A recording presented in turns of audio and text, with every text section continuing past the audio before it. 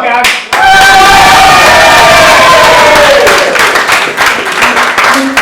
You might have noticed my outrageous Italian accent. I'm not actually Italian, but it helps a lot when I'm on the pole. I've been in Britain so long, I'm no longer la dolce vita, I'm more boozy Rita. I'm a committed Catholic, though some of my friends would say that I should just be committed. I'm also an alcoholic and a sex addict.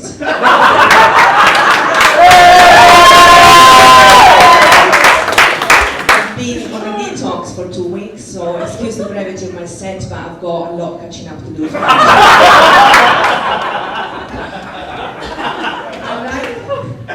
I like using props on stage. I would have brought a bottle of champagne, but we are in triple deep recession. The government keeps telling us that we need to rely on our own natural resources, so I brought a broken hand instead.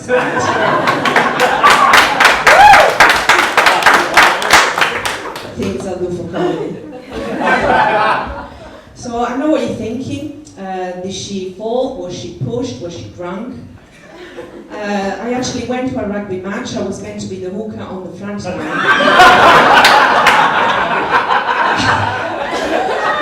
With the ball in the middle of the scrum. Jokes apart, I was actually abducted by aliens. The moment I heard about Mrs. Thatcher's demise, they decided to take her instead. In an attempt to save the country £10 million. And they tossed me off of the mothership. But just before I was ejected, I overheard her having a conversation with Jimmy Savile. She says to him, so what have they got you here for? He says, bagger miners. She says, I think me too.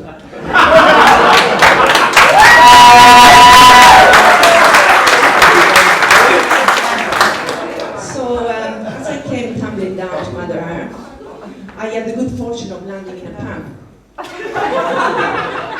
Unluckily, I tripped over a girl's foot and whacked myself against the corner of a table. I wouldn't have minded so much, but the girl had the tiniest size 3 feet ever, and I was sober. But don't worry, I soon caught up. Bottle of vodka later, I was there chatting up the offended table. Who are you over there in the corner, looking proud, standing proud on your 4 legs? Fancy a drink tonight? Or fancy buying me a drink? I fancy a nice piece of wood later. So true!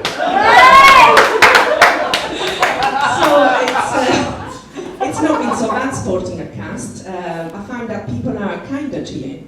Cars have been stopping to let me cross the road. The fact that I'm already halfway across is kind of, there. The gym have been absolutely fantastic. They've allowed me to freeze my membership, and they're only charging me 50% of their usual exorbitant standard monthly fee.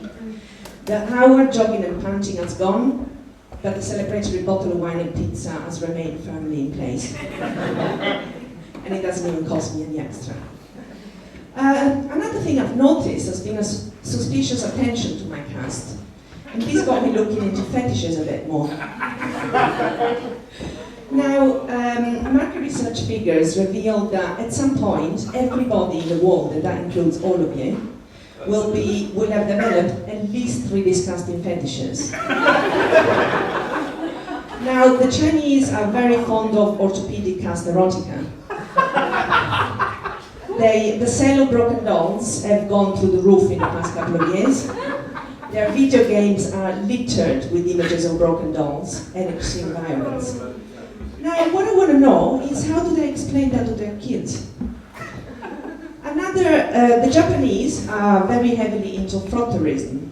Now, for those of you who don't know what frotteurism is sexual gratification through wrapping yourself against an unsuspecting member of the public. Like you would do or see somebody do on the tube. It's so widespread in Japan that they've even got a name for it. It's called chikan.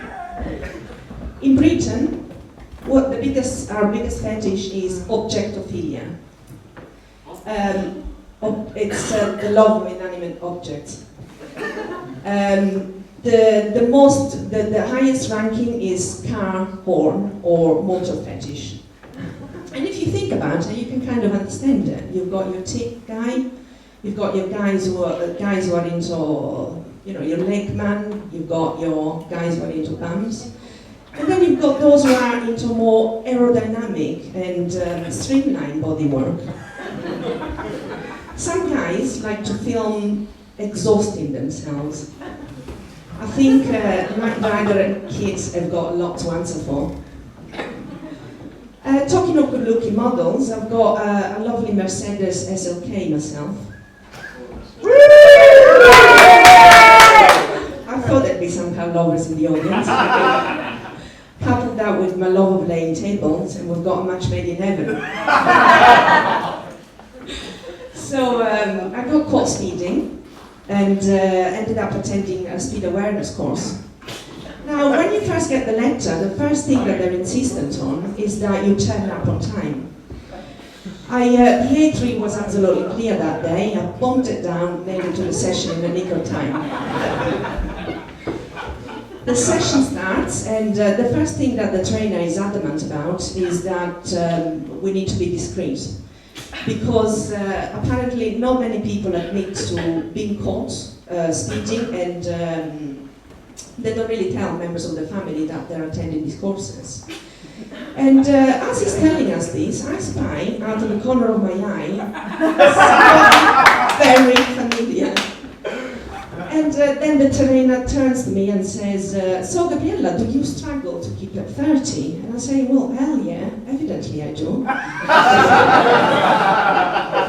But not as much as the cheating, dirty lying rag of a husband sitting over there, who's the biggest sufferer of premature acceleration. Ladies and gentlemen, you've been a great audience.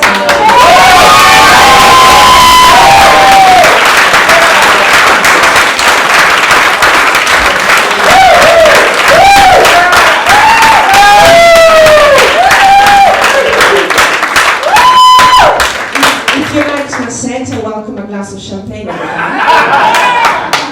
If you didn't, I'll take a Lambrini.